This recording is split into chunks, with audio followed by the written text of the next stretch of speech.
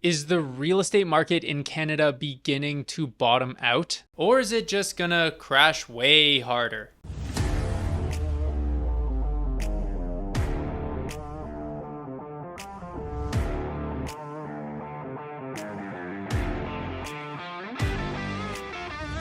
Hi, my name is Adam Nadler. I'm the owner of Vision Real Estate. Thanks so much for tuning in again. And I've noticed that most of you watching consistently are not yet subscribed. So if you're getting a ton of value out of this channel, please feel free to join our community and hit that subscribe button and click the bell so you can get notified every time I put out a new video. And if you enjoy this video, hit that like button so YouTube will push this out to more people like yourself. So as you know, most of the time I am super nerdy with stats and numbers because I want to give people an understanding of what's going on in the Toronto real estate market and the Canadian market at large. And I wanted to share with you a few stats, graphs, and numbers that really outline that we are definitely in a pressure cooker for the real estate market moving forward, and that 2023, in my opinion, may be one of the better opportunities to get a great deal on real estate.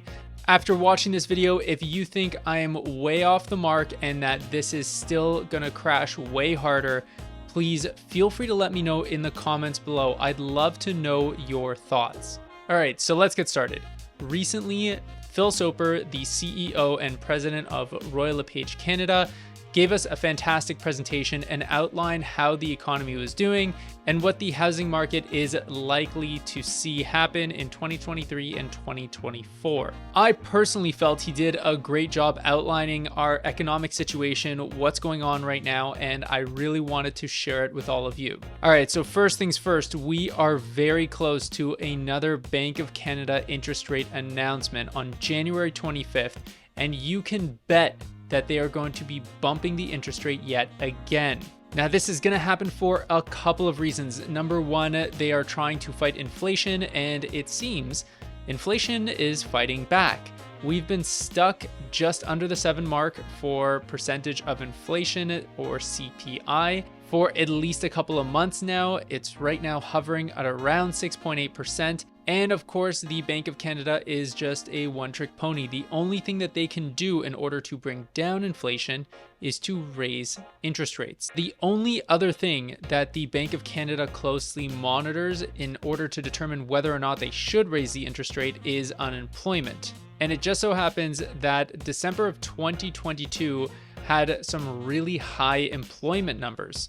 We saw employment increase by 104,000 jobs in December. With numbers like that, you can rest assured that January 25th, we will see a interest rate bump from the Bank of Canada. And in my opinion, I don't think they're going to be shy about it. I think it's going to be a sizable one. But the overall message that I want to send in this video is that I don't actually think that we're going to see a doom and gloom crisis scenario with the housing market for a few different reasons. So bear with me. This is not going to be your doomsday type of video, and I want to hear your thoughts if you think I'm way off the mark. But take a look at these numbers first and tell me what you think. Before I continue, I just want to pause for a second and ask you to click on the link in the description below. If you have any questions or you want to just chat with me about real estate, it'll connect you to a calendar where you can book a quick 15-minute chat with me at a time that is most convenient for you. Or feel free to just shoot me any question you have to my email address, which is adam@visionrealestate.ca, and I will get you a personal custom video response within 24 hours. All right, let's continue. The first thing I want to touch on is wages. Wages are rising. The average weekly earnings has increased 12% over the past 3 years. And household savings are still way above our 5-year average. And to be fair, they have come down since the crazy pandemic peak of household savings, but it is still well above the average, meaning that people can afford to buy, or at least afford to weather the storm of higher interest rates as it seems currently. But what about the real estate economy as a whole?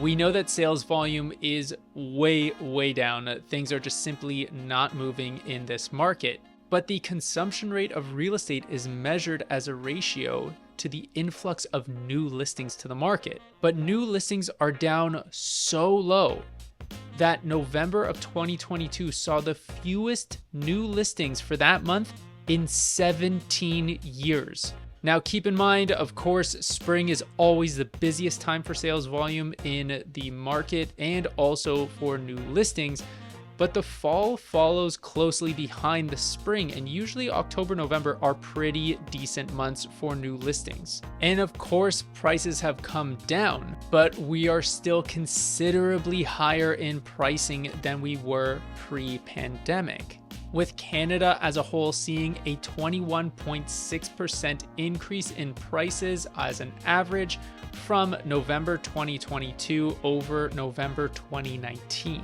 And if you look at the GTA in particular, that number is actually 25.5%.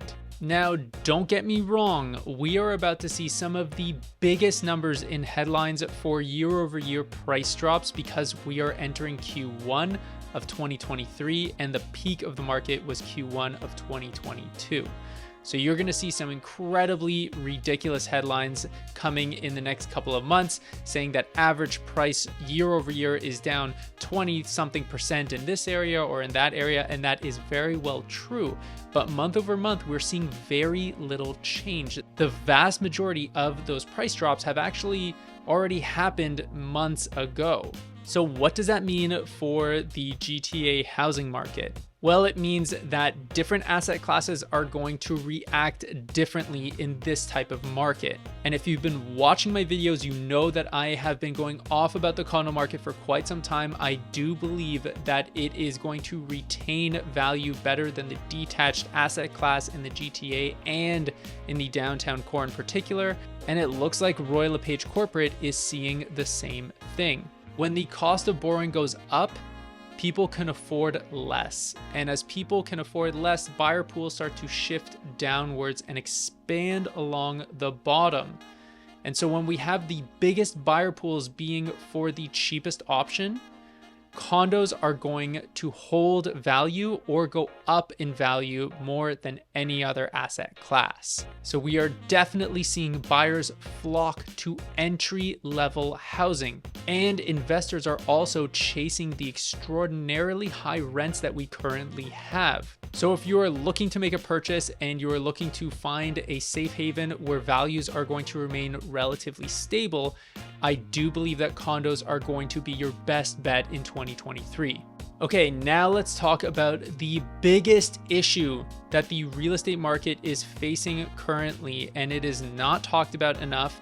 Everyone is so focused on interest rates, but we are not actually discussing at large, I feel, in the media, what the actual huge elephant in the room is. And that is our incredible housing shortage in Canada. We are in last place in the G7 for housing units per population, and it is estimated that Canada has a housing shortage of about 1.8 million homes. And this housing shortage is only going to get way worse because we are ramping up immigration like never before. It is estimated our population in Canada is almost at 40 million strong right now. So you can bet that the next wave of immigration is set to add more fuel to the housing market as Canada plans to welcome almost 1.9 million new permanent residents between 2022 and 2025. We are going to be taking in almost 500,000 new immigrants every year for the next 3 years. And those people all need places to live. And yes, they are definitely flooding the rental market right now and having a very tough time because they're new to Canada. They don't have any credit yet. But give them 1 or 2 years and they're going to build that credit. And the first thing that they're going to be looking to do is buy a home. And the reason being that 60% of all immigrants coming into Canada are coming in through economic programs. This is very different than what immigration looks like to our neighbors in the South, where most of their immigration comes through family. So the people coming into our country have money. They are coming in through economic programs. They are going to need places to live. And one thing people are not considering is the ever shrinking household size. We have fewer and fewer people living together, sharing units. And I know you may be thinking, well, Adam, interest rates are just going to keep spiking. Isn't that going to put people into default? And I know that there have been tons of headlines out there around that particular topic.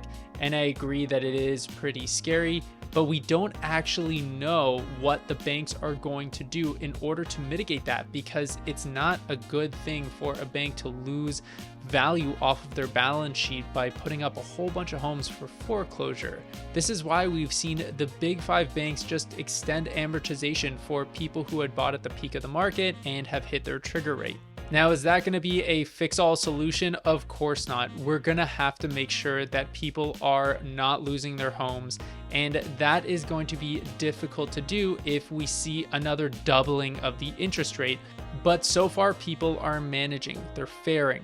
Although not happily, they are making it happen because we are seeing so few houses actually listed and very few foreclosures. So do I think prices are going to decrease on average in 2023? Yes, 100%. But I do want to make one thing very clear. I don't think it's going to be a doomsday scenario. I think prices are going to drop modestly and very steadily over 2023. If you were waiting to purchase real estate, 2023 is your year. Do not let it slip by you. But that's just what I think. Let me know what you think in the comments section below. Am I way off the mark here? Is the real estate market gonna crash and I'm just some real estate agent from Toronto who is a little bit more optimistic than he should be? If you like that video, click the subscribe button on the right, or feel free to enjoy another video here on the left.